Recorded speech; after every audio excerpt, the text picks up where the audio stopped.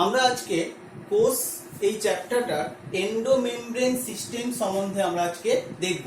তাহলে endomembrane system এই কথাটার মধ্যে মোট চারটে কোষ অঙ্গাণু বা চার প্রকারের কোষ অঙ্গাণু দেখতে পাওয়া যাচ্ছে।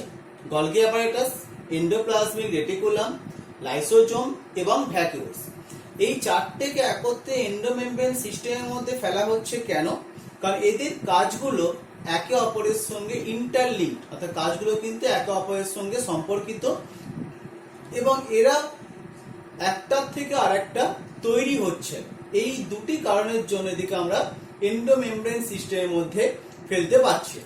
এর মধ্যে জিইআরএল তন্ত্র অর্থাৎ গলগি অ্যাপারেটাস, এন্ডোপ্লাজমিক রেটিকুলাম এবং লাইসোজোম, এই জিইআরএল তন্ত্র প্রধানত ক্ষরণ কার্যের সঙ্গে যুক্ত। অর্থাৎ কোষ থেকে যে বিভিন্ন পদার্থ, হরমোন, উৎসেচক বা অন্যান্য প্রয়োজনীয় পদার্থ, বিভিন্ন পিগমেন্ট, সেগুলো যে ক্ষরিত হয়ে আসছে সেগুলো কিন্তু এই তিনটে তন্ত্রের মাধ্যমে তৈরি হচ্ছে, গলগি অ্যাপারেটাস, এন্ডোপ্লাজমিক রেটিকুলাম এবং লাইসোজোম। আমরা প্রথম যেটা আসবো সেটা হচ্ছে গলগি বস্তু, যাকে আমরা গলগি অ্যাপারেটাস বলতে পারছি। এই গলগি বস্তুটা আদর্শ ইউক্যারিওটিক কোষের নিউক্লিয়াসের কাছাকাছি একটা একক পর্দাযুক্ত চ্যাপ্টা থলির মতো আকারে অবস্থান করছে। তাহলে এই থলির মতো আকারে অবস্থানটাকে বলা হচ্ছে গলগি অ্যাপারেটাস বা গলগি বস্তু হিসেবে আমরা এটা বলতে পারছি। এই গলগি অ্যাপারেটাস বা গলগি বস্তুটা ক্যামেলিও গলগি প্রথম এটাকে অবজার্ভ করছেন, বা ক্যামেলিও গলগি কিন্তু এটাকে প্রথম দেখছেন এবং প্রথম নাম দিচ্ছেন এই গলগি অ্যাপারেটাসের ক্যামেলিও গলগি। তাহলে প্রথম নামকরণটা করছেন ক্যামেলিও গলগি। আমরা এন্ডোপ্লাজমিক রেটিকুলাম বা নিউক্লিয় পর্দা থেকে এই গলগি অ্যাপারেটাসের উৎপত্তি হয় বলে মনে করা হচ্ছে। এই গলগি অ্যাপারেটাস বা গলগি বস্তু প্রাণী কোষের ক্ষেত্রে বা উদ্ভিদ কোষের ক্ষেত্রে একটু আলাদাভাবে অবস্থান করছে। প্রাণী কোষের ক্ষেত্রে দেখতে পাওয়া যাচ্ছে সাধারণভাবে নিউক্লিয় পর্দা এবং কোষ পর্দা, নিউক্লিয় পর্দা এবং কোষ পর্দার মাঝামাঝি জায়গাতে এই গলগি অ্যাপারেটাস দেখতে পাওয়া যাচ্ছে। উদ্ভিদ কোষের ক্ষেত্রে এই গলগি বস্তুটা একটু বিক্ষিপ্তভাবে কোষের মধ্যে ছড়িয়ে থাকছে, তাই এটাকে আমরা ডিকটিওজোম বলতে পারছি। এরপর আমরা আসবো যে বেশ কিছু কোষ দেখতে পাওয়া যায় যে কোষের মধ্যে গলগি বস্তু দেখতে পাওয়া যায় না। কোথায় দেখতে পাওয়া যাচ্ছে না? যে কোনো প্রোক্যারিওটিক কোষের ক্ষেত্রে গলগি বস্তু থাকছে না। এছাড়া সিপনল মানে পরিণত সিপনল বা পরিণত আরবিসি অফ ম্যামেলস, স্তন্যপায়ীদের পরিণত আরবিসি, সেক্ষেত্রে গলগি বস্তু দেখতে পাওয়া যাচ্ছে না। তাহলে কি দেখলাম? গলগি বস্তু একটা নির্দিষ্ট জায়গায় থাকতে পারে, আবার কোষের মধ্যে লোকালাইজড ভাবে না থেকে ডিফিউজড ফর্মে চারদিকে ছড়িয়ে ছিটিয়েও থাকতে পারছে। বেশিরভাগ ক্ষেত্রে দেখতে পাওয়া যাচ্ছে, যেমন প্রাণী কোষের ক্ষেত্রেও বেশ কিছু অমেরুদণ্ডী প্রাণী, যকৃতে বা স্নায়ু কোষের ক্ষেত্রে গলগি বস্তু কিন্তু বিক্ষিপ্তভাবে অবস্থান করতে পারছে। আর উদ্ভিদ কোষের ক্ষেত্রে গলগি বস্তুটা এতটাই বিক্ষিপ্তভাবে থাকছে, তাকে আলাদা নাম দেওয়া হচ্ছে ডিকটিওজোম। গলগি বস্তু সাইটোপ্লাজমের যে জায়গায় থাকছে সেই জায়গায় কিন্তু দেখতে পাওয়া যাচ্ছে আর কোনো কোষ অঙ্গাণু থাকছে না, অর্থাৎ মাইটোকন্ড্রিয়া, ক্লোরোপ্লাস্ট বা রাইবোজোম এই ধরনের কোনো কোষ অঙ্গাণু কিন্তু সেই গলগি বস্তু জায়গায় কাছাকাছি পড়ছে থাকে না, তাই সেটাকে বলা হয় জোন অফ এক্সক্লুশন। কথাটা আমরা এই গলগি বস্তুর সংলগ্ন জায়গাকে আমরা বলছি জোন অফ এক্সক্লুশন। তাহলে একটা গলগি বস্তুর মধ্যে কি কি অংশ দেখতে পাওয়া যাচ্ছে? গলগি বস্তুর মধ্যে মোট চারটে অংশ দেখতে পাচ্ছি আমরা: সিস্টার্নি, টিউবিউলস, মাইক্রোভেসিকলস এবং ভ্যাকিউলস। কি বললাম? সিস্টার্নি, টিউবিউলস, মাইক্রোভেসিকলস এবং ভ্যাকিউলস। এই গলগি বস্তুর মধ্যে যেগুলো সিস্টার্নি দেখতে পাওয়া যাচ্ছে, এখানে দেখা যাচ্ছে কিছু চ্যাপ্টা থলির মতো পরস্পরের সমান্তরালে কিছু নালী দেখতে পাওয়া যাচ্ছে, এদের নাম দেওয়া হচ্ছে সিস্টার্নি। সাধারণভাবে 3 থেকে 20টা পর্যন্ত এরকম চ্যাপ্টা থলির মতো গঠন দেখতে পাওয়া যায়, যাদের যে ডায়ামিটারটা সেটা মোটামুটি দেখতে পাওয়া যাচ্ছে কত? প্রায় 5.5 থেকে 1 মাইক্রোমিটার বা 50 থেকে 100 অ্যাংস্ট্রমের মতো চওড়া দেখতে পাওয়া যাচ্ছে। দুটো সিস্টার্নের মাঝে যে গ্যাপ আছে সেই গ্যাপটা প্রায় 200 থেকে 300 অ্যাংস্ট্রম মতো একটা গ্যাপ দেখতে পাওয়া যাচ্ছে। এই সিস্টার্নিগুলো এমন ভাবে সৃষ্টি হচ্ছে যে একটা দিক হয় উত্তল আর একটা দিক হয় অবতল। উত্তল দিকটা হচ্ছে সৃষ্টির তল, নিউক্লিয়াসের দিকে সাধারণভাবে উত্তল দিকটা থাকে, আর আরেকটা হচ্ছে পরিণতি তল, সেই দিকটা হচ্ছে কোষ পর্দার দিকে অবতল পরিণতি তলটা দেখতে পাওয়া যাচ্ছে। তাহলে এই সিস্টার্নিগুলো নিজেদের মধ্যে প্রায় সমান্তরালভাবে সজ্জিতভাবে দেখতে পাওয়া যাচ্ছে। সিস্টার্নি সঙ্গে সঙ্গে আমরা আরো দুটো গঠন দেখতে পাচ্ছি, একটা হচ্ছে টিউবিউলস আর একটা হচ্ছে মাইক্রোভেসিকলস। তাহলে আমরা কি বললাম, একদিককে বললাম সৃষ্টির তল, অপর দিককে বললাম ম্যাচুরেটিং ফেজ বা পরিণতির তল হিসাবে দেখতে আমরা পাচ্ছি। এবার দেখতে পাচ্ছি আমরা যে টিউবিউলস দেখতে পাওয়া যাচ্ছে, অর্থাৎ গলগি বস্তুর মধ্যে যে জালকাকার স্ট্রাকচার দেখতে পাওয়া যায়, এই যে দুদিকে দেখতে পাওয়া যাচ্ছে জালকাকার স্ট্রাকচার দেখতে পাওয়া যাচ্ছে, এই জালকাকার শাখান্বিত স্ট্রাকচারটিকে বা গঠনটিকে বলা হচ্ছে টিউবিউলস। তাহলে এই টিউবিউলস দেখতে যে পাওয়া যাচ্ছে, এদেরও ডায়ামিটার মোটামুটি 30 থেকে 50 ন্যানোমিটার মতো এর ডায়ামিটার দেখতে পাওয়া যাচ্ছে। 30 থেকে 50 ন্যানোমিটার মতো এর ডায়ামিটার দেখতে পাওয়া যাচ্ছে। এই টিউবিউলস গুলো সাধারণভাবে কোন দিকে দেখতে পাওয়া যাচ্ছে, পরিধি বরাবর দেখতে পাওয়া যায় বা পরিণতি তলের দিকে দেখতে পাওয়া যাচ্ছে। এর সঙ্গে দেখতে পাওয়া যাচ্ছে কিছু মাইক্রোভেসিকলস, যেগুলো সিস্টার্নির পরিধি থেকে বিন্যস্ত আছে। এই মাইক্রোভেসিকেল গুলো ব্যাস মোটামুটি 30 থেকে 40 অ্যাংস্ট্রম মতো পুরু। এদের মধ্যে বিভিন্ন প্রকার ক্ষরণ বস্তু, গলগি বস্তু যেগুলো ক্ষরণ করছে, সেই ক্ষরণ বস্তুগুলো কিন্তু আস্তে আস্তে মাইক্রোভেসিকেলের মধ্যে প্রবেশ করছে। তাহলে এই মাইক্রোভেসিকেল গুলো থেকে বেশ কিছু খরিত পদার্থ কোষের বাইরে বেরিয়ে আসতে পারছে। মাইক্রোভেসিকেল গুলো পর তৈরি হচ্ছে কি, তৈরি হচ্ছে ভ্যাকিউলস। এই ভ্যাকিউলস গুলো অনেকটাই আকারে বড় এবং একদম পরিণতি তলের দিকে অনেকটা আকারে বড় বড় ভ্যাকিউল দেখতে পাওয়া যাচ্ছে। এই ভ্যাকিউলের ডায়ামিটার 60 থেকে 200 অ্যাংস্ট্রম পর্যন্ত পুরো হচ্ছে এই ভ্যাকিউলের ডায়ামিটার। তাহলে আমরা এইভাবে দেখতে পেলাম যে গলগি বস্তুর মধ্যে 4টে গঠন দেখতে পাওয়া যাচ্ছে, সিস্টার্নি, টিউবিউলস, মাইক্রোভেসিকলস এবং ভ্যাকিউলস। এই গলগি বস্তুর মধ্যে বিভিন্ন প্রকার উৎসেচকও দেখতে পাওয়া যায়, যেমন acid phosphatase, ATPase, glucose 6 phosphatase, এর বিভিন্ন প্রকার উৎসেচক কিন্তু গলগি বস্তুর মধ্যে দেখতে পাওয়া যাচ্ছে। তাহলে আমরা গলগি বস্তুর ক্ষরণ পদ্ধতিটাকে আলোচনা করছি, পরে আমরা কাজটা আলোচনা করব। ক্ষরণ পদ্ধতির মধ্যে দেখতে পাচ্ছি কি, মোট এই পর্যায়গুলোর মাধ্যমে গলগি বস্তু ক্ষরণ কাজটা করতে পারছে। প্রথম পর্যায় হচ্ছে রাইবোজোমাল পর্যায়, অর্থাৎ কি দেখতে পাওয়া যাচ্ছে, অমসৃণ এন্ডোপ্লাজমীয় জালিকা, আমরা পরের দিকে আলোচনাতে আসবো। সেই অমসৃণ এন্ডোপ্লাজমীয় জালিকার গাত্রে যে রাইবোজোম থাকে, তার থেকে যে প্রোটিন সংশ্লেষ হয়, সেই প্রোটিন সংশ্লেষের পর্যায়টাকে বলা হচ্ছে রাইবোজোমাল পর্যায়। এর পরবর্তী পর্যায়ে কি আসছে, সিস্টার্নাল পর্যায়। এই পর্যায়ে কি দেখতে পাওয়া যাচ্ছে, যে রাইবোজোমের মধ্যে যে সকল পদার্থ বা প্রোটিন সংশ্লেষ হলো, সেগুলো এন্ডোপ্লাজমিক জালিকার সিস্টার্নি পর্যায়ে এসে পৌঁছালো। আমরা এন্ডোপ্লাজমিক জালিকার মধ্যে এই ধরনের সিস্টার্নি গঠন দেখতে পাবো। এরপর সেগুলো কোথায় চলে আসছে, অন্তঃকোষীয় পরিবহন এই পদ্ধতির মধ্যে যাচ্ছে। সেটা কি, এন্ডোপ্লাজমীয় জালিকা থেকে সেই খরিত পদার্থগুলো গলগি বস্তুর ভেসিকেলের মধ্যে প্রবেশ করছে, অর্থাৎ গলগি বস্তুর ভেসিকেলের মধ্যে প্রবেশ করছে।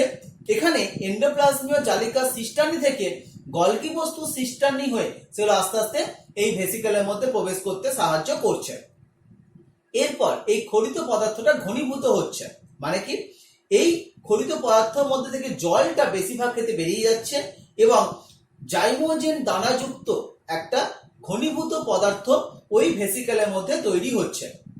অন্তঃকোষীয় সঞ্চয়, এই ঘনীভূত খরিত পদার্থগুলো ক্ষরণকারী দানায় সঞ্চিত থাকে এবং কোষের দরকারে সেগুলো বেরিয়ে আসতে পারছে। বেরিয়ে আসছে কোন প্রসেসে, এক্সোসাইটোসিস প্রসেসে।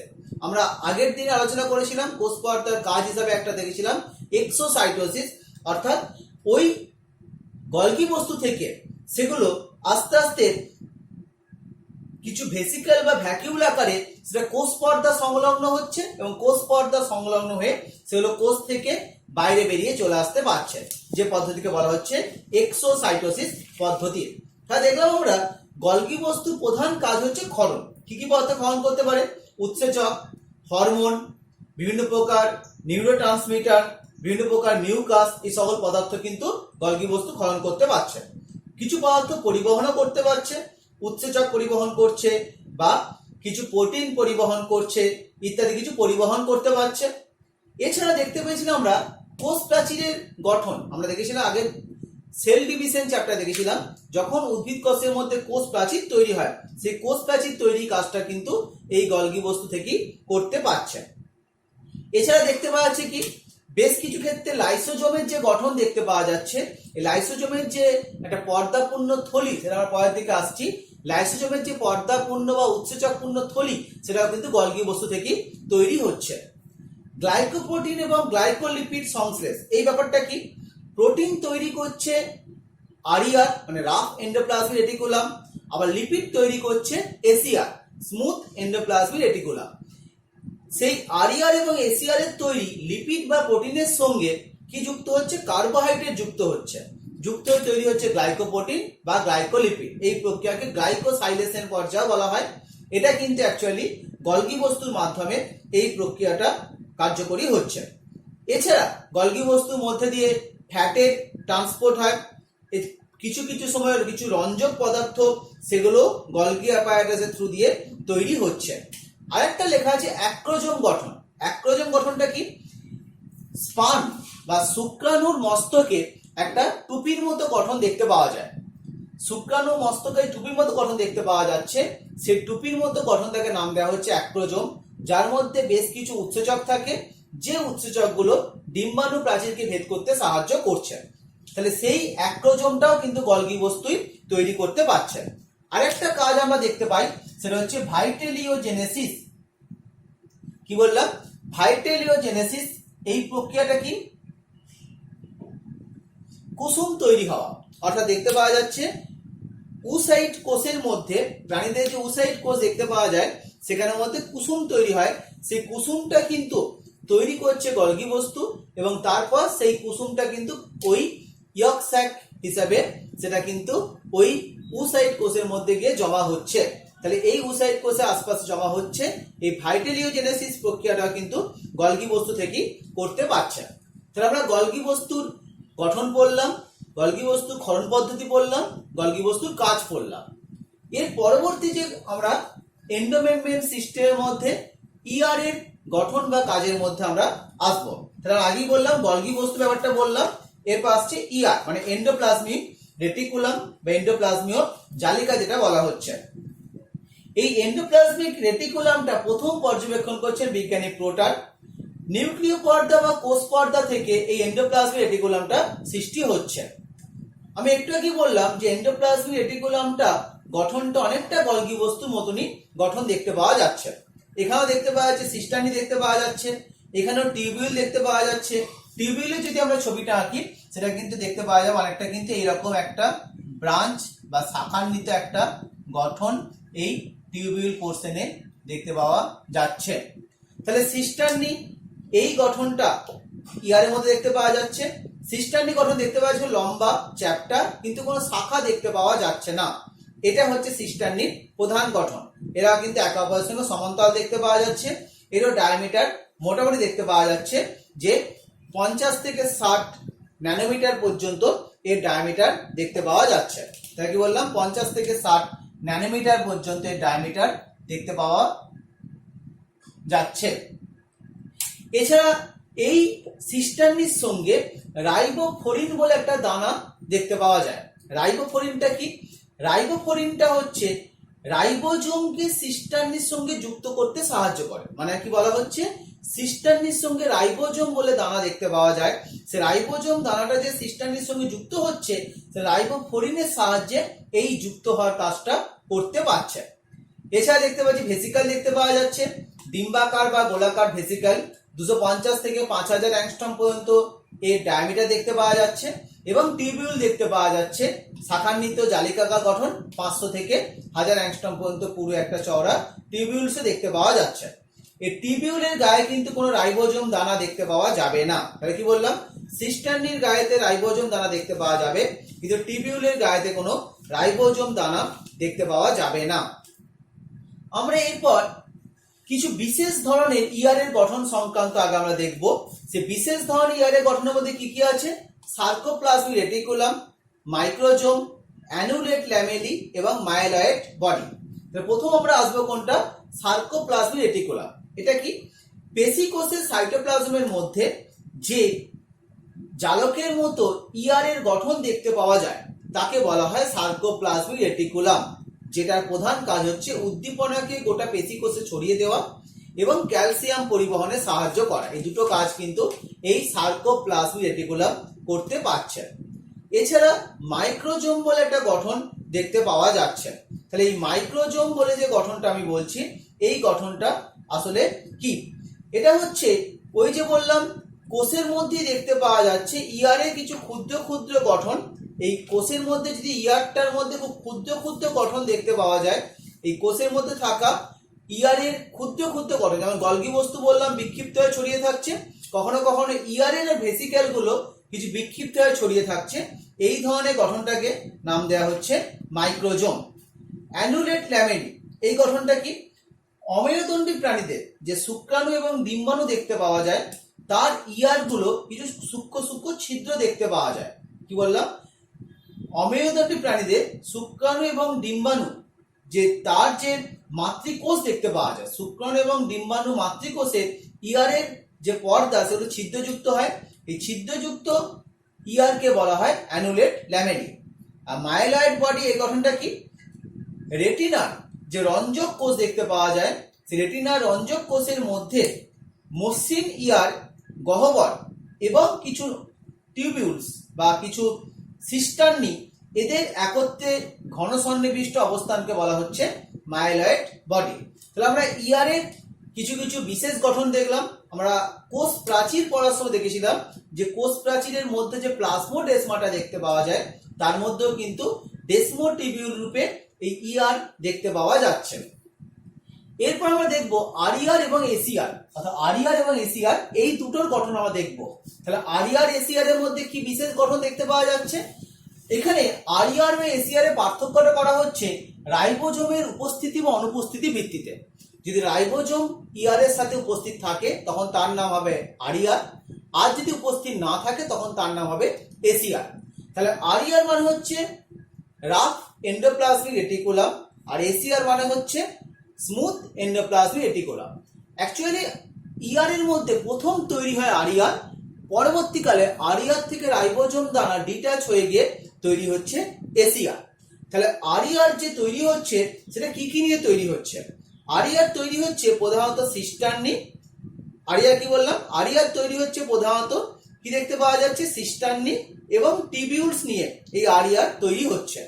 সিস্টার্নি এবং টিবিউলস নিয়ে এই আরিয়ার তৈরি হচ্ছে। আর এসিআর তৈরি হচ্ছে সাধারণভাবে ভেসিকলস এবং টিবিউলস নিয়ে। রাইবোজোমের পার্থক্য আগেই বললাম, রাইবোজোম থাকে, রাইবোজোম থাকে না। তাহলে রাইবোজোম থাকলে রাইবোফোরিন দানা থাকবে, তাহলে আরিয়ারের সঙ্গে রাইবোফোরিন দানা দেখতে পাওয়া যায়, কিন্তু এসিআর এর সঙ্গে রাইবোফোরিন দানা দেখতে পাওয়া যাবে না। তাহলে আরিয়ারের প্রধান কাজটা কি হবে? প্রোটিন সংশ্লেষ করা। কিন্তু রাইবোজোম আছে তাই প্রোটিন সংশ্লেষ করবে। এসিআর প্রধানত কি সংশ্লেষ করবে? লিপিড বা কিছু স্টেরয়েড, এই ধরনের কিছু পদার্থ সংশ্লেষ করবে এই লিপিড। এই এসিআর। আরিয়ারের প্রধান কাজ হবে লাইসোজোম তৈরি করা, এসিআর এর কাজ হবে স্ফেরোজোম তৈরি করা। এই স্ফেরোজোমটাও কিন্তু উদ্ভিদ কোষেই দেখতে পাওয়া যাচ্ছে, যেটা লিপিড পূর্ণ থলি, যেটাকে উদ্ভিদ কোষের লাইসোজোম বলা হয় এই স্ফেরোজোমকে। তাহলে সেটা কিন্তু এসিআর থেকে তৈরি করতে পারছে। তাহলে আমরা আরিয়ার এবং এসিআর এর বেশ কিছু পার্থক্য বললাম, যে পার্থক্যগুলো আমরা দেখতে পাচ্ছি। আরিয়ার এসিআর এর পার্থক্য কিন্তু পরীক্ষার জন্য ইম্পর্টেন্ট, বা ইয়ারের গঠন বা কাজ এগুলো কিন্তু শর্ট কোশ্চেন আসতে পারে। তাহলে ইয়ারের কাজের মধ্যে, তাহলে ইয়ারটা কোষের সাইটোপ্লাজমিক যে কাঠামো, সাইটোপ্লাজমিক যে স্কেলিটন, অর্থাৎ কোষের চারদিকে ছড়িয়ে থাকছে। কোষের একদম নিউক্লিয় পর্দা থেকে শুরু করে কোষ পর্দা পর্যন্ত ইয়ারের বিস্তৃতি দেখতে পাওয়া যাচ্ছে। তাই সেটা যান্ত্রিক দৃঢ়তা প্রদানের কাজটা কিন্তু এই ইয়ার করতে পারছে। আমরা আগেই দেখলাম গলগি বস্তুর সঙ্গে ইয়ারও কিন্তু কিছু ক্ষরণের কাজে এবং আভ্যন্তরীণ পরিবহনের কাজে সাহায্য করতে পারছে। এই ইয়ারের মধ্যে বেশ কিছু ধরনের উৎসেচকও দেখতে পাওয়া যায়। যেমন কি কি দেখতে পাওয়া যাচ্ছে? NADH, cytochrome C reductase, nucleotide diphosphatase, glucose 6 phosphatase, এরকম বেশ কিছু উৎসেচক কিন্তু ইআর এর পর্দা দেখতে পাওয়া যাচ্ছে। আরইআর এবং এসইআর এর মাধ্যমে প্রোটিন এবং ফ্যাট সংশ্লেষের কাজটাও কিন্তু ইআর করতে পারছে। এছাড়া গ্লাইকোজেন যে বিপাক, সেই গ্লাইকোজেন বিপাক অর্থাৎ গ্লুকোজ থেকে গ্লাইকোজেন উৎপাদন সঙ্গে এসইআর সংযুক্ত বা গ্লুকোজ থেকে গ্লাইকোজেন তৈরির কাজটা কিন্তু এসইআর এর কাজ বা এসইআর এর সাথে দেখতে পাওয়া যাচ্ছে। এছাড়া আর কি কাজ করতে পারে? ডিটক্সিফিকেশন বা নির্বীজকরণ, অর্থাৎ কি বলা হচ্ছে, যকৃৎ কোষের মধ্যে যে মসৃণ ইআর থাকে, সেই যকৃৎ কোষের মসৃণ ইআর কিন্তু দেহের মধ্যে প্রবিষ্ট বিভিন্ন ধরনের বিষাক্ত পদার্থকে কিন্তু দেহ থেকে বের করতে সাহায্য করছে। এই যকৃৎ কোষের যে এসিআর, সেটা কিন্তু ডিটক্সিফিকেশনের কাজটা কিন্তু সাহায্য করতে পারছে। তাহলে আমরা আরইআর এর কিছু কাজ দেখলাম, এসিআর এর কিছু কাজ দেখলাম, এই ধরনের কিছু কাজ কিন্তু আমরা দেখতে পাচ্ছি ইআর এর মাধ্যমে সম্পর্কিত বা ইআর এর মাধ্যমে সেই কাজগুলো কিন্তু সংলগ্ন হচ্ছে। তাহলে কি বললাম? আরইআর এবং এসিআর এর মধ্যে কোনটা প্রথম তৈরি হচ্ছে? প্রথম তৈরি হচ্ছে আরইআর, তার থেকে রাইবোজোম দানা যখন ডিট্যাচ হয়ে যাচ্ছে তখন সেটা তৈরি হচ্ছে এসিআর। তাহলে এরকম বিভিন্ন ধরনের কাজ আমরা ইআর এর গঠনের সঙ্গে যুক্ত দেখতে পাচ্ছি। এর পরবর্তীকালে আমরা আসবো লাইসোজোম, যেটা এন্ডোমেমব্রেন সিস্টেমের মধ্যে পরবর্তী গঠনের মধ্যে আসছে লাইসোজোম। এই লাইসোজোমের সঙ্গে আমরা একজন বিজ্ঞানীর নাম দেখতে পাচ্ছি, ডি নুভে। এই ডি নুভে প্রথম লাইসোজোমটা আবিষ্কার করছেন। ডি নুভে প্রথম লাইসোজোমের গঠনটা আবিষ্কার করছেন, যেটা পর্দাপূর্ণ থলির মতো গঠন, একক পর্দাযুক্ত, মানে একটি মাত্র পর্দাযুক্ত প্রায় গোলাকার থলির মতো গঠন, এবং যেটা ইআর এবং গলগি অ্যাপারাটাস থেকে উৎপন্ন হচ্ছে। এর ডায়ামিটার 0.2 থেকে 0.8 মাইক্রোমিটার হতে পারে। তাহলে একটি মাত্র আবরণ দেখতে পাওয়া যাচ্ছে। এই আবরণের যে গঠনটা বললাম সেটা একটাই মাত্র, এবং তার ভিতরে ধাত্র দেখতে পাওয়া যায়। তাহলে লাইসোজোমের দুটো গঠন আছে, দুটো অংশ আছে, একটা বাইরের পর্দা যাকে আবরণ বলা হচ্ছে, আর ভিতরে ধাত্র দেখতে পাওয়া যাচ্ছে। লাইসোজোম প্রায় সব জায়গাতেই পাওয়া যায়। উদ্ভিদ কোষের মধ্যেও স্ফেরোজোম রূপে পাওয়া যাচ্ছে, আবার প্রাণী কোষের মধ্যেও আরবিসি ছাড়া, মানুষের আরবিসি ছাড়া প্রায় সব জায়গার মধ্যেই এই লাইসোজোম দেখতে পাওয়া যাচ্ছে। এদের কোষের সংখ্যাটাও কিন্তু অনির্দিষ্ট সংখ্যা দেখতে পাওয়া যায়, তবে শ্বেতকণিকা কোষ এবং ক্ষরণকারী কোষে এই লাইসোজোমের সংখ্যাটা অনেক বেশি দেখতে পাওয়া যাচ্ছে। তাহলে এই লাইসোজোমের পর্দার গঠনটাকে, একটা ধরনের উপাদান পর্দার গঠনকে ইনট্যাক্ট রাখতে সাহায্য করে, আবার আরেক ধরনের উপাদান পর্দার গঠনকে ভেঙে দিতে সাহায্য করে। সেই দুটো উপাদানের নাম হচ্ছে লোবিলাইজার এবং স্টেবিলাইজার। কি বললাম? একটার নাম হচ্ছে লোবিলাইজার। লোবিলাইজার কি কাজ করছে? লোবিলাইজারের কাজ হচ্ছে যে লাইসোজোমের যাতে কাজটা সুবিধা হয় তার জন্য বেশ কিছু পদার্থ, সেই পদার্থগুলো কি করছে?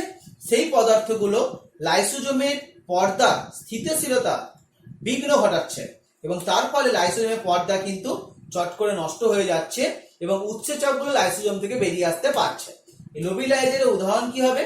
Vitamin A, B, K, hormone, testosterone বা প্রোজেস্টেরন, এরকম কিছু উপাদান দেখতে পাওয়া যায় যা লোবিলাইজারে কাজ করতে পারছে।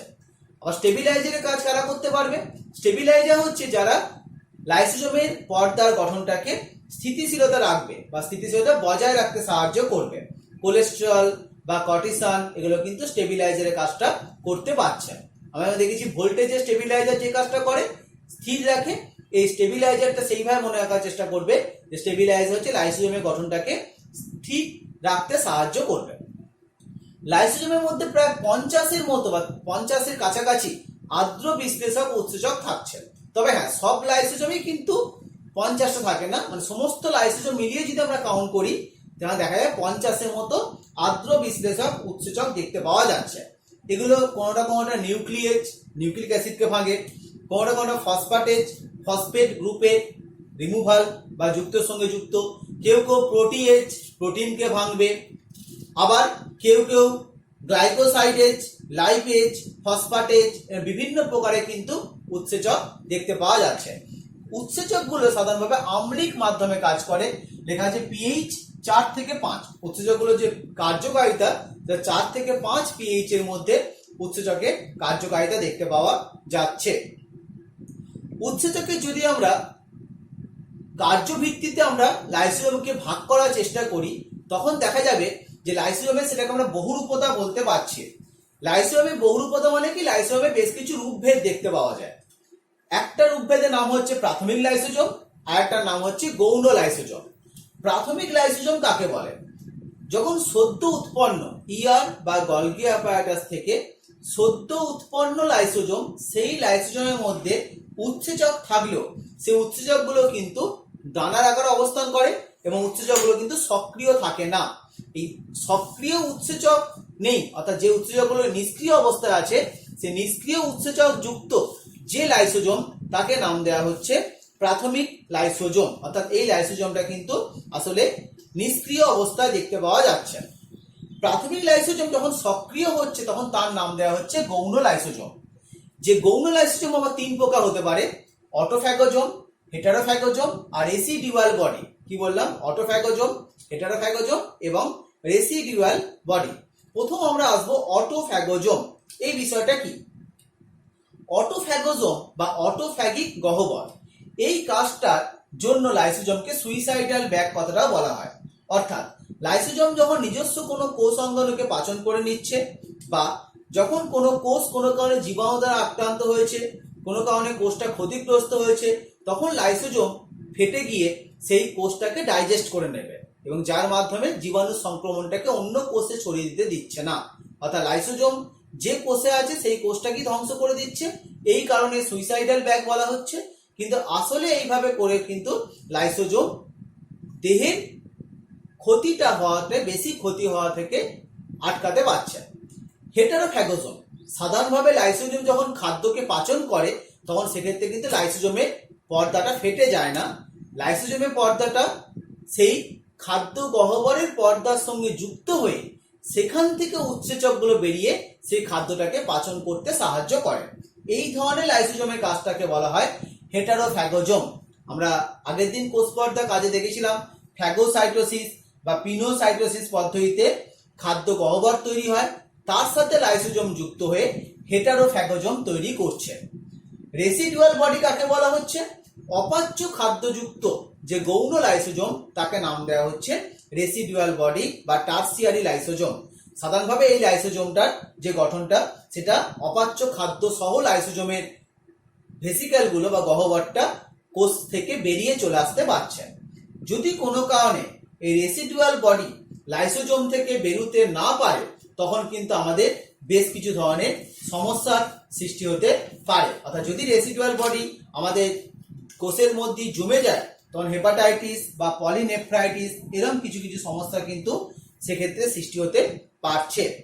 রেসিডুয়াল বডিকে অপরদিকে ডেন্স বডিজও বলা হয়।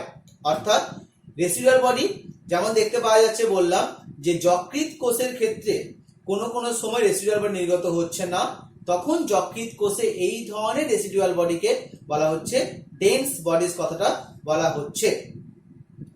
আমরা লাইসোজোমের যে সমস্ত গঠনটা বললাম, এরপর আমরা লাইসোজোমের বেশ কিছু কাজ সংক্রান্ত আলোচনা করব, যে লাইসোজোম আমাদের দেহের মধ্যে কি কি কাজ করতে পারছে। লাইসোজোমের কাজগুলোকে আমরা এখানে আলোচনা করে দেখতে পাচ্ছি অন্তঃকোষীয় বহিঃকোষীয় পাচন। অর্থাৎ বেশিরভাগ ক্ষেত্রে লাইসোজোম কিন্তু অন্তঃকোষীয় পাচনটাই করতে পারে। অর্থাৎ কোষের মধ্যে যখন কোনো খাদ্য কণা প্রবেশ করবে, সেই খাদ্য কণাটাকে লাইসোজোম পাচন করতে সাহায্য করবে। কিন্তু কখনো কখনো দেখতে পাওয়া যায় লাইসোজোম নিঃসৃত উৎসেচক কোষের বাইরে বেরিয়ে এসে পাচনের কাজটা করতে পারছে। যেমন শুক্রাণুর যখন অ্যাক্রোজোম ক্যাপ তৈরি হয়, সেই শুক্রাণু থেকে নির্গত কিছু উৎসেচক ডিম্বাণু প্রাচীরকে ভেদ করতে সাহায্য করতে পারে। এটা কিন্তু বহিঃকোষীয় পাচনের মধ্যে পড়ছে। সুইসাইডাল ব্যাগের মাধ্যমে লাইসোজোম প্রতিরক্ষা কাজে সাহায্য করতে পারছে। এছাড়াও লাইসোজোম জীবাণুকে এনগাল্ফ করে তাকে ধ্বংস করেও প্রতিরক্ষা কাজটা করতে পারছে। অটোফ্যাগি, যেটা আগেই বললাম, সুইসাইডাল ব্যাগ বা অটোফ্যাগোজোম ব্যাপারটা বলা হচ্ছে। স্পার্ম লাইসিন, অর্থাৎ শুক্রাণুর মস্তক যে অ্যাক্রোজোম ক্যাপ, সেই অ্যাক্রোজোম ক্যাপের মধ্যে যে সকল উৎসেচক দেখতে পাওয়া যাচ্ছে সেগুলো কিন্তু স্পার্ম লাইসিন বলা হচ্ছে, যারা কিন্তু লাইসোজোমের কাজটাকে অর্থাৎ ডিম্বাণু প্রাচীরকে ভেদ করতে সাহায্য করতে পারছে। এছাড়া দেখতে পাওয়া যাচ্ছে কি লাইসোজোম বেশ কিছু ওল্ড বা যেগুলো পুরাতন কোষ অঙ্গাণু, সেই কোষ অঙ্গাণুগুলোকে স্ক্যাভেঞ্জ করে বা সেই পুরাতন কোষ অঙ্গাণু যে বর্জ্য পদার্থ কোষের মধ্যে জমে আছে সেগুলোকে লাইসোজোম কিন্তু কোষ থেকে অপসারিত করতে পারছে। তাহলে আমরা বেশ কিছু কাজ লাইসোজোমে দেখতে পাচ্ছি যে লাইসোজোম কিন্তু বেশ কিছু কাজকে করতে পারছে। আর রোগটা কি বললাম, যদি রেসিডুয়াল বডিটা লাইসোজোম আকারে বের হতে না পারে তখন আমাদের বেশ কিছু রোগ হতে পারে। কি নাম বললাম, হেপাটাইটিস বা পলিনেফ্রাইটিস, এরকম বেশ কিছু রোগ কিন্তু দেখতে পাওয়া যাচ্ছে। এরপর আমরা কতগুলো গঠনে আসবো, সেটা হচ্ছে স্ফেরোজোম। কাকে স্ফেরোজোম বলা হচ্ছে? উদ্ভিদ কোষের মধ্যে যে লাইসোজোম দেখতে পাওয়া যায়, যার মধ্যে প্রধানত ফ্যাট জাতীয় পদার্থ সংশ্লেষ এবং সঞ্চয় হয়, সেই উদ্ভিদ কোষের স্ফেরোজোমকে বলা, উদ্ভিদ কোষের লাইসোজোমকে বলা হচ্ছে স্ফেরোজোম। তাহলে এইগুলোর মধ্যেও কিন্তু প্রচুর পরিমাণে আর্দ্র বিশ্লেষণকারী উৎসেচক দেখতে পাওয়া যাচ্ছে। তাই উদ্ভিদ কোষের লাইসোজোমকে আমরা স্ফেরোজোম বলতে পারছি। অ্যালিউরন দানা, এটা হচ্ছে একক পর্দাবৃত্ত একটা কণিকা, এটাও কিন্তু উদ্ভিদের শস্যে বা বীজের বীজপত্রে দেখতে পাওয়া যাচ্ছে। এটাও কিন্তু আসলে এই লাইসোজোমটারই কিছুটা পরিবর্তন হয়ে উদ্ভিদের দেহের মধ্যে দেখতে পাওয়া যাচ্ছে। এর পরবর্তী যে এন্ডোমেমব্রেন সিস্টেম, সেটা হচ্ছে কোষ গহ্বর। তাহলে কোষ গহ্বর এটা হচ্ছে একটা থলির মতো গঠন, যেটা উদ্ভিদ কোষ, প্রাণী কোষ উভয় কোষের ক্ষেত্রেই দেখতে পাওয়া যাচ্ছে। উদ্ভিদ কোষের কোষ গহ্বরটা অপরিণত কোষের আকারে ছোট হয়, সংখ্যায় বেশি হয়, কিন্তু পরিণত উদ্ভিদ কোষের ক্ষেত্রে সেটা কিন্তু সংখ্যায় একটা বা দুটো হয় এবং আকারে অনেকটাই বেড়ে যায়। এখানে আমরা একটা পরিণত উদ্ভিদ কোষের ছবি এঁকেছি, যেখানে দেখেছি এটা কিন্তু আকার অনেকটাই বড়, এবং এই বড় যে কোষ গহ্বর দেখতে পাওয়া যাচ্ছে, এই কোষ গহ্বরের বাইরের দিকে যে সাইটোপ্লাজম সহ নিউক্লিয়াসের অবস্থান দেখতে পাওয়া যায় তাকে বলা হয় প্রাইমর্ডিয়াল ইউট্রিকাল। তাহলে এই কোষ গহ্বর কোত্থেকে উৎপন্ন হচ্ছে? এন্ডোপ্লাজমিক রেটিকুলাম থেকে উৎপন্ন হচ্ছে। সাধারণভাবে আদর্শ ইউক্যারিওটিক কোষই কোষ গহ্বর দেখতে পাওয়া যায়, তবে প্রোক্যারিওটিক কোষেও কিন্তু এক ধরনের কোষ গহ্বর থাকে। তাহলে আমরা কোষ গহ্বরের প্রকারভেদে আসছি, যে কোষ গহ্বর কি কি প্রকারে হতে পারে। প্রথমেই বললাম কোষ গহ্বর মোট 4 প্রকার দেখতে পাওয়া যায়: স্যাপ ভ্যাকিউল বা রস গহ্বর, কন্ট্রাক্টাইল ভ্যাকিউল বা সংকোচনশীল গহ্বর, ফুড ভ্যাকিউল বা খাদ্য গহ্বর, আর সিউডো ভ্যাকিউল বা ছদ্ম গহ্বর বা গ্যাস গহ্বর বলা হচ্ছে। স্যাপ ভ্যাকিউল অর্থাৎ রস গহ্বর, এটার মধ্যে প্রচুর পরিমাণে সাইটোপ্লাজমীয় রস দেখতে পাওয়া যায় এবং এর বাইরের পর্দাকে বলা হয় টোনোপ্লাস্ট, যে টোনোপ্লাস্টের মধ্যে কোষ রসটা সেখানের মধ্যে সংযুক্ত দেখতে পাওয়া যাচ্ছে। উদ্ভিদ কোষের মধ্যে প্রায় 90% যে ভলিউম সেটা কিন্তু এই ভ্যাকিউলের সাথেই যুক্ত, এবং এই উদ্ভিদ কোষের আকারটা যে বাড়ছে, এই আকার বাড়ানোর ক্ষেত্রে কিন্তু কোষ গহ্বর একটা মুখ্য ভূমিকা পালন করতে পারছে। এছাড়া দেখতে পাওয়া যাচ্ছে কি, এই কোষ গহ্বরের মধ্যে বিভিন্ন ধরনের কিছু খাদ্য উপাদানও কখনো কখনো জমে থাকতে পারছে। বেশ কিছু জলে দ্রবীভূত রঞ্জক পদার্থ, যেমন অ্যান্থোসায়ানিন, অ্যান্থোজ্যান্থিন, এই ধরনের কিছু রঞ্জক পদার্থ কিন্তু কোষ গহ্বরে জমা থেকে এবং কোষের ফুলের যে পাপড়ির কালারটা, সে ফুলের পাপড়ির কালারটা ঠিক করতে সাহায্য করতে পারছে। যেমন অ্যান্থোসায়ানিন থাকলে সেক্ষেত্রে কালারটা হয় লাল বা নীল বা পার্পেল, এরকম কিছু কালার দেখতে পাওয়া যায়। অ্যান্থোজ্যান্থিন থাকলে গাঢ় হলুদ বর্ণের কালার দেখতে পাওয়া যাচ্ছে। তাহলে এই ধরনের বেশ কিছু দেখতে পাওয়া যাচ্ছে কি, কিছু রঞ্জক পদার্থ কিন্তু এই রস গহ্বর বা স্যাপ ভ্যাকিউলের মধ্যে জমে দেখতে পাওয়া যাচ্ছে। এবার আমরা আর কি দেখতে পাচ্ছি, বেশ কিছু সময় ট্যানিন জমা হচ্ছে কোষ গহ্বরের বা রস গহ্বরের মধ্যে, ল্যাটেক্স জমা হচ্ছে এই কোষ গহ্বর বা রস গহ্বরের মধ্যে, এগুলো সমস্ত দেখতে পাওয়া যাচ্ছে। সংকোচনশীল গহ্বর সেটা কার দেখতে পাওয়া যাচ্ছে?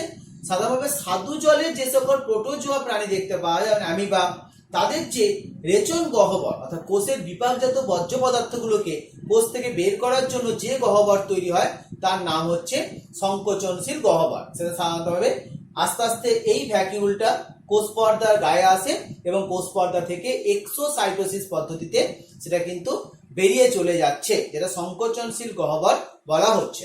খাদ্য গহ্বর আমরা আগে আলোচনা করলাম, ফ্যাগোজোম বা পিনোজোম যখন তৈরি হয় তখন যে খাদ্যযুক্ত গহ্বর, খাদ্য বলতে অপাচ্য খাদ্যযুক্ত গহ্বর, সেই অপাচ্য মানে যে খাদ্য তখনও পাচন শুরু হয়নি অর্থাৎ যে খাদ্যটা শুধুমাত্র কোষ গ্রহণ করেছে, সেই কোষ পর্দা দিয়ে গৃহীত খাদ্য গহ্বরটা কঠিন খাদ্য কণা হলে তার নাম ফ্যাগোজোম, তরল খাদ্য কণা হলে তার নামটা পিনোজোম। আর রস গহ্বরের মধ্যে যে খাদ্যটা আছে সেটা কিন্তু পাচিত খাদ্য, অর্থাৎ রস গহ্বরের মধ্যে খাবারটা শুধুমাত্র সঞ্চয় থাকছে, প্রোটিন, ফ্যাট, শর্করা, বিভিন্ন প্রকার খাদ্য উপাদান রস গহ্বরের মধ্যে সঞ্চয় থাকছে, কোষ সেখান থেকে পরে খাদ্য উপাদান নিয়ে তার জৈবনিক কাজ করতে পারে।